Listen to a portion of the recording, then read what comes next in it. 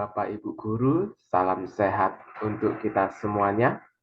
Pada materi kali ini kami akan mempresentasikan dengan topik identifikasi kebutuhan kognitif murid.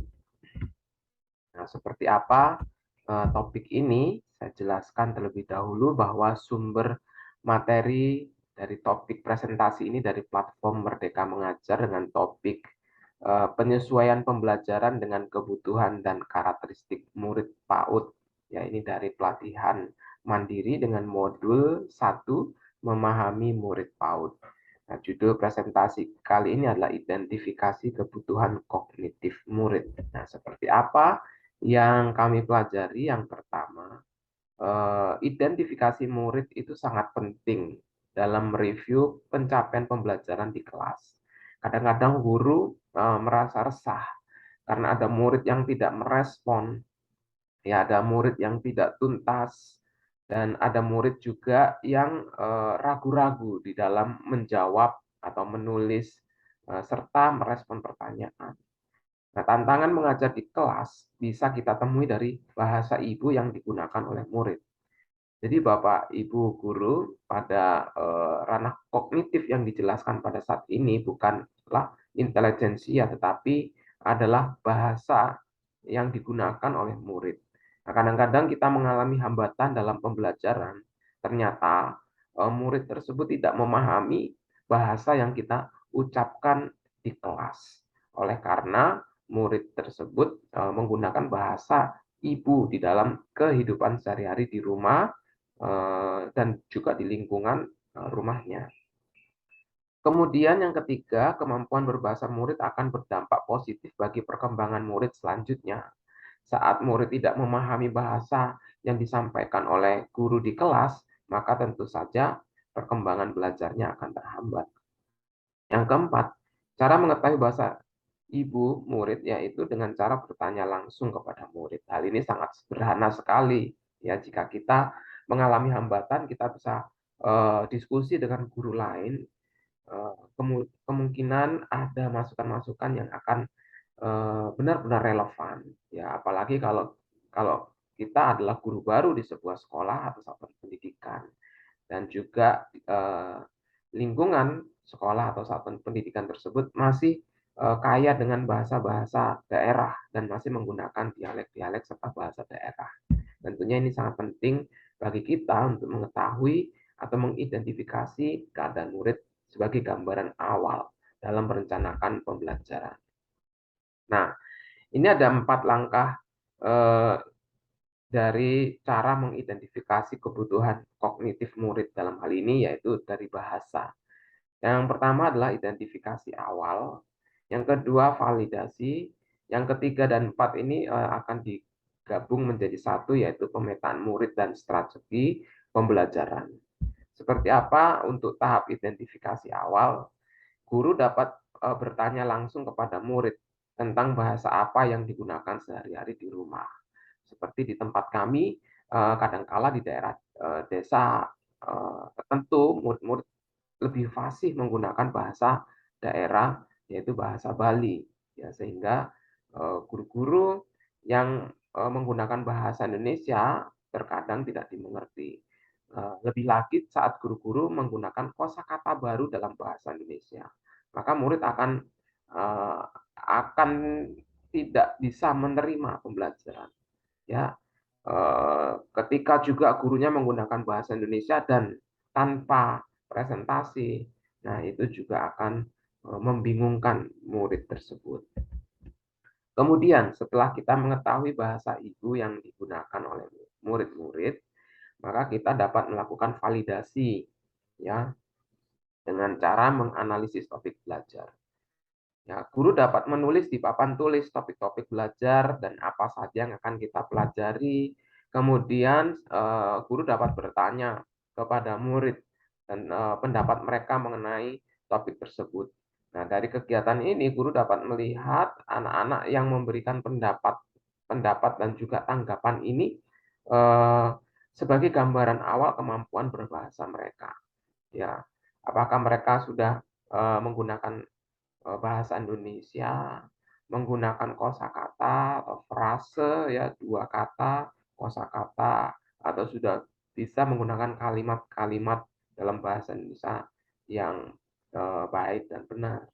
Nah, di sini guru dapat menganalisa melalui, pemberian atau melalui kegiatan analisa topik belajar. Kemudian, yang kedua adalah membuat tulisan bebas.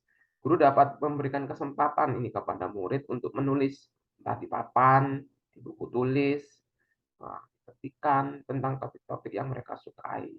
Apakah mereka dapat, menuliskan tentang topik pembelajaran nanti atau yang disukai sebelumnya, menuliskan minat dan bakat mereka, sehingga dari sini guru dapat melihat, ya, di samping kemampuan, bertutur kata dari murid-murid, maka guru dapat melihat kemampuan menulis dari murid tersebut. Ya, di samping tata bahasa, kosakata, frase yang digunakan, guru juga dapat melihat kemampuan menulis dan juga hasil tulisan tersebut. Apakah, dalam tulisan tersebut ada murid yang masih menggunakan kosakata dalam bahasa daerah mereka? Nah, itu menjadi masukan bagi guru. Yang ketiga adalah asesmen awal. Guru dapat memberikan asesmen awal atau pre-assessment, disebut juga asesmen diagnostik, untuk mengetahui kemampuan dasar yang dimiliki oleh murid. Ya, setelah mengetahui bahasa ibu yang mereka gunakan, seberapa besar bahasa ibu yang dipakai oleh murid, maka sekarang guru dapat mengkombinasikan antara materi dasar dari topik pembelajaran yang akan disampaikan dengan kemampuan dasar murid ya. Jadi ini sudah mulai masuk ke hal-hal yang eh, kepada materi pembelajaran tersebut. Kemudian setelah ketiga tahap tadi, maka guru dapat melakukan pemetaan murid dan strategi pembelajaran. Di sini dapat kita lihat, nah, pada level tahap persiapan, ini karakteristik dari murid itu tidak berbicara, ya, bukan tidak bisa berbicara, tapi tidak berbicara, tidak mengerti bahasa Indonesia, atau mungkin kosakata yang kurang.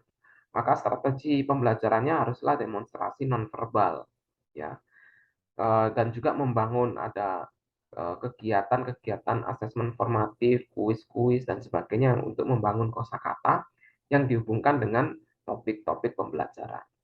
Nah, pada level berikutnya yaitu tahap permulaan. Ini murid sudah mulai berbicara tetapi agak ragu-ragu dan juga sudah mulai memahami frase, kosakata tertentu. Nah, strategi pembelajaran untuk yang seperti ini adalah membangun kosakata dan juga penilaian, misalnya penilaian iya atau tidak. Diberikan sebuah pernyataan, murid akan menjawab iya atau tidak, ya. Kemudian tahap pengaplikasian, ini sudah mulai berbicara dengan frase, dengan kosakata yang lebih panjang, dengan bahasa yang lebih panjang, ya, kosakatanya lebih luas lagi. Nah, di sini strategi pembelajaran sudah boleh masuk ke dalam ruang diskusi, kelompok belajar, membuat laporan-laporan singkat, dan tahap-tahapan ini juga bisa dikembangkan menjadi tahap yang mahir, dan sebagainya ya, sehingga guru dapat melihat karakteristik murid dan juga strategi pembelajaran yang nanti akan diaplikasikan. Nah, di sini pentingnya pemetaan murid dan strategi pembelajaran. Sehingga dengan kegiatan ini guru pun dapat mengetahui ya hambatan-hambatan, tantangan-tantangan dan juga solusi yang dapat diberikan atau dilaksanakan pada kelasnya. Nah, pesan utama dalam materi ini adalah prinsip dasar area kognitif, yaitu dalam hal ini bahasa, itu adalah pengetahuan baru dibangun dari pengetahuan yang sudah ada. Jadi sebenarnya Bapak Ibu, murid-murid tersebut sudah memiliki pengetahuan dasar baik dari rumah, dari lingkungan rumah, dari lingkungan sekolah mengenai topik-topik yang diajarkan nanti. Nah, sekarang kita tinggal melihat kembali hambatannya apa. Nah, pada saat materi ini hambatannya itu adalah bahasa. Oleh sebab itu Bapak Ibu guru, jangan terkecoh bahwa, kita mengira anaknya tidak mencapai, tujuan pembelajaran. Namun pada dasarnya yang mereka kesulitan itu adalah bahasa, ya. Jadi ini bisa kita identifikasi, dipetakan, dan ditentukan strategi pembelajarannya.